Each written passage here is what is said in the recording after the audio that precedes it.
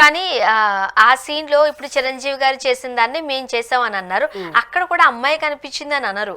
నిజంగానే అమ్మవారంటే మహిళ, బట్ అక్కడ సందర్భం బట్టి ఆమె కాస్త అది సినిమాలో సినిమా లిబర్టీ కోసం చేసింది. అమ్మవారు ఇది కనిపించారు. కూడా అదే చెప్తున్నాను, సినిమా లిబర్టీ కోసం చేసిన దాన్ని మీరు యాక్సెప్ట్ చేస్తారు.